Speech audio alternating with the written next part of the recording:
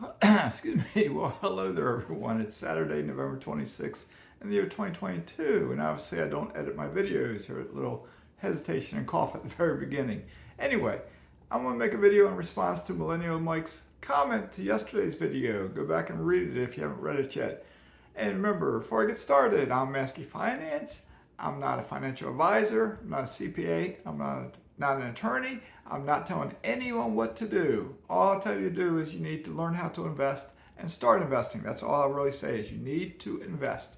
Every single working American needs to invest. So with that being said, he had a comment. It's a long comment, which I love long comments. So anyway, he did say in there that he puts $500 a month into his Roth.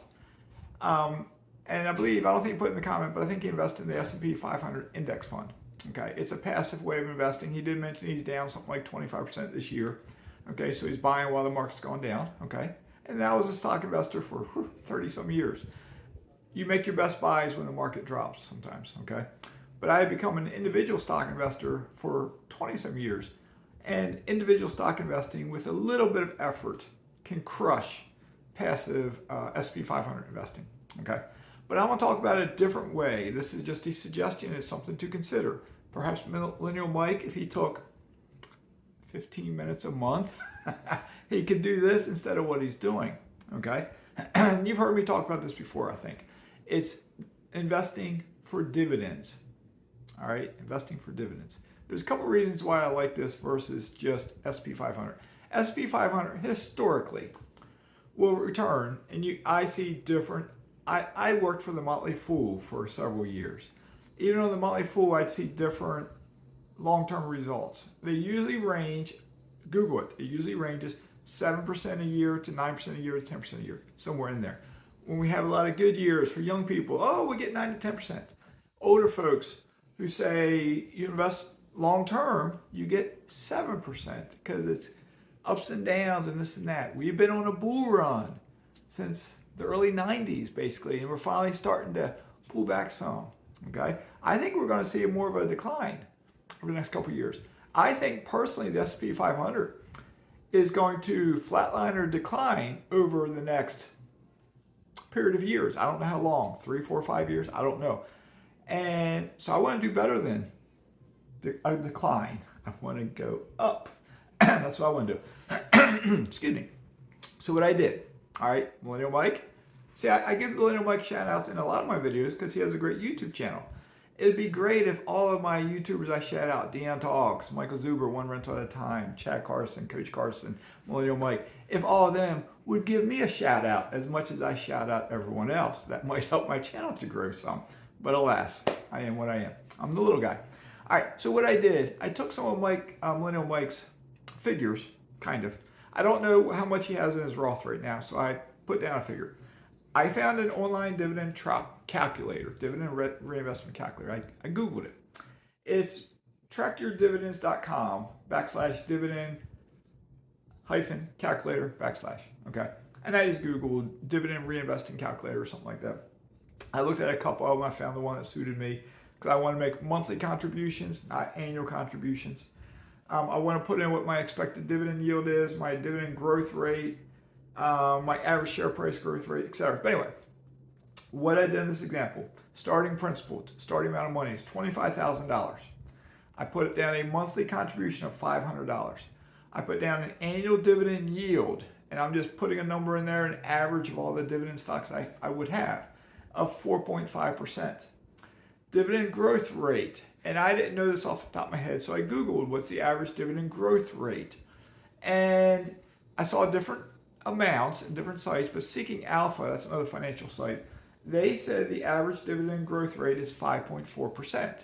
Okay, if there's a dividend of $1, 5.4%, it goes up 5 cents. Because 5 cents, it isn't a lot because it's $1 to $1.05. But when the dividend goes up, you're now, if you're doing dividend reinvestment, you're buying more shares and then your dividend keeps growing. Okay, but anyway, I digress. I put down that the annual share price growth, just the price that the share goes up, I used the low end of the S&P 500, 7%. Okay, it just goes up over time, 7%. I said, I know Millennial Mike's rough age. He said it in his videos before. So I said he's going to invest for 27 years. All right.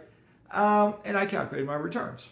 And what it did was it took $25,000 for 27 years, investing $500 per month at 7% with a dividend yield of 4.5%.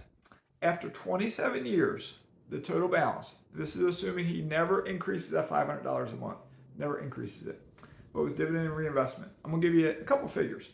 The total balance is now $1,208,454. Okay, $1,208,454. All right, by the 27th year, the year's dividends, that's dividends, positive cash flow, is $38,726 annually.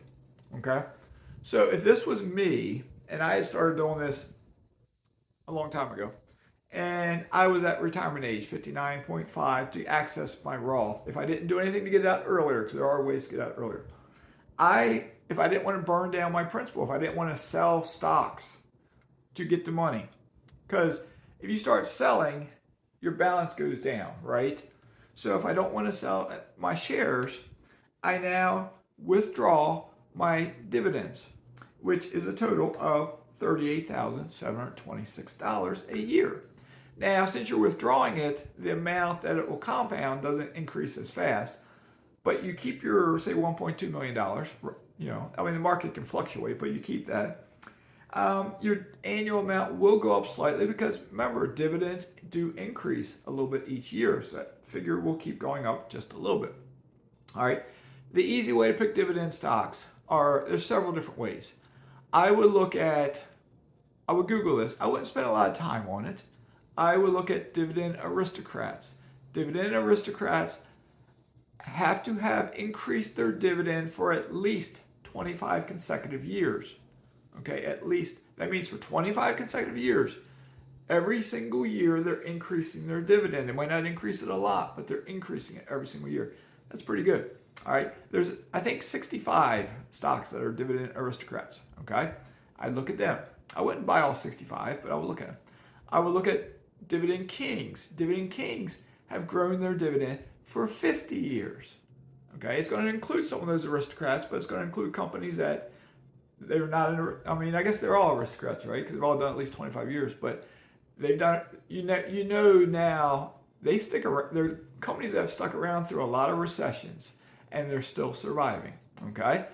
Maybe I don't pick all of them. Maybe I don't buy all of them. I don't buy all of the dividend. I'd buy a bunch if I had $500. I never was able to invest $500 a month until the very end of my working career. So Millennial Mike, you are doing outstanding to be as young as you are and to be investing $500 a month. I never maxed out my Roth IRA until just a year or two before I retired. I've said it different times, I did not add new money to my stock investing almost ever, all those years, and it still grew because I was averaging 18%, okay? All right, so with that being said, I would also, Dividend Aristocrats, Dividend Kings, I would also just look at dividend paying stocks that aren't aristocrats yet, and I would just Google it, and I would look at, because there might be a company that is consecutively increased their dividends for 20 years, not quite 25, they don't meet that category, but they're at 20 years and they're doing well. Odds are, if there's a company like that, which there probably is, you've probably heard of them, and they're going to become a dividend aristocrat, but they're not there just yet. Okay, maybe they're a good one to buy. I might find a company that's been paying a dividend for 12 consecutive years going up, but maybe occasionally they cut it slightly, then they go back up. So they're never going to become an aristocrat, but maybe they're paying 6.5%, just making something up. Maybe I would consider that a little bit of speculation because it's not an aristocrat or a king, but maybe I stick a few of them in my portfolio too. And I would make, and I'm helping several people invest, Millennial Mike, I'll make the offer to you. I can help you invest like this. Okay? Other people I help, I have their usernames and their passwords. I buy and sell stocks for them. Okay? If I charge them anything, it's very, very small. All right? Very small. Millennial Mike, you're a friend of mine. I can do that for you if you want me to. All right. I may get a little sidetracked here over the next couple months because I might be in the process of moving. But anyway, I can still do that for you. It's easy. To me, it's easy. All right. But I would look at those Dividend Aristocrats stocks, Dividend Kings, high-paying dividend stocks. I'd build a dividend portfolio. And some of those dividends might only be 1.7% or 2.2%. Some might be Altria, ticker symbol MO.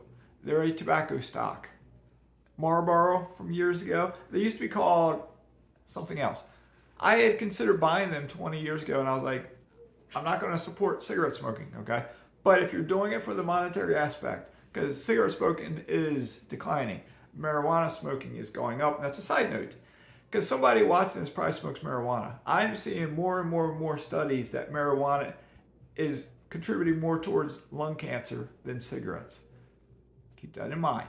All right, you want to get lung cancer.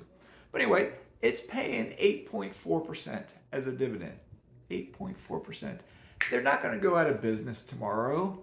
They might not grow a lot, but the business is still growing because they're diversifying. They're doing different things. But they're paying a high dividend, 8.4%. I'd probably jump on that bandwagon to get that higher dividend. There's other real estate investment trusts that might be paying 6, 7, 8%. I would also buy some energy stocks, I invest in oil. If you're not accredited, you can't invest directly into mineral rights or oil drilling, but you can invest in public oil companies, Chevron, Exxon, Devon. There's other ones that I can't think of the name off the top of my head. There's some dealing with pipelines. There's natural gas, oil. I'd invest in some of them. I would diversify. One thing I forgot to say with the Dividend Aristocrats, I might have said it, they all have to be part of the S&P 500. All right? So those companies are in the S&P 500. But in the S&P 500, you have a cross-section of 500 companies. You look at figures going back historically. Normally, there's a handful of stocks, sometimes 2 or 3 or 4 or 5, that the great returns, those stocks carry everybody. All 500 companies aren't doing outstanding. They're big companies, but they're not, some of them are kind of, not doing as well. Years back, the Apples, the Googles, the Microsofts, they might be returning 30, 40% a year, and they were huge market cap companies, and they'd be pulling the averages up, okay? So now if you can selectively pick the higher dividend stocks in there that are aristocrats, it's a pretty safe portfolio. So if the market as a whole is declining 25%, if the dividend's not decreasing, that dividend is now buying more shares, okay? And if you got a 4.5% dividend, your shares are accumulating. They keep accumulating. And if you got 27 years to do it, and if you never increase that $500, and Millennial Mike, I think, will increase it over time, if he never increases it, he's looking at a balance of $1.2 million, and he's looking at $38,000 a year in passive income. Passive income. That's what we all want, right? Passive income. Can you live on $38,000? Can you live on $38,000 when you got $100,000 coming in on positive cash flow from rental property? Can you live on $138,000? Can you live on $138,000 when you also got $50,000 coming in from other investments that are giving you positive cash flow? You see what I'm getting at? You buy positive cash flow. You buy passive income. You buy investments. I was a growth stock investor for 20 some years. I own Netflix and I went up like 1,400%. I've owned stocks that have gone up 1,700%. I was a growth investor. But if I had stuck with that, I would have to sell those stocks to get money to live on. If you get passive income, you can live on it. If you buy an S&P 500 fund to access that money, you have to start selling shares. You can't withdraw dividends. If you buy dividend paying stocks, individual stocks, it's not hard. Millennial Mike, I'll help you. It's not hard. You buy them, you get a portfolio of 20, 25, 30, 40, 50.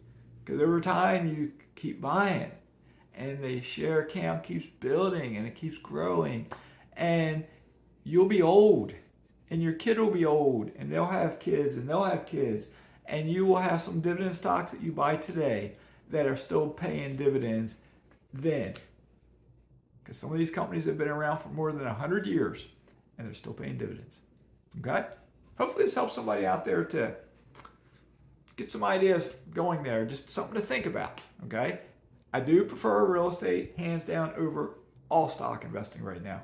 Okay? I do prefer at this moment in time oil and mineral rights over real estate and stocks right now. 5 years from now, I may not prefer oil drilling, or maybe it's 10 years from now I won't prefer it. But for right now, that's how I'd rank it. Energy, real estate, stocks. Okay? So where do you want to allocate your money? All right? So that being said, I do have contractors back here today finishing up the pool cage. It's a 2-day job, rescreening my entire pool cage. So y'all take care. Stay safe in all you do. Keep loving life. And put in the comments below. Are you going to put some dividend paying stocks in your portfolio? Have a great one. Signing out. Bye.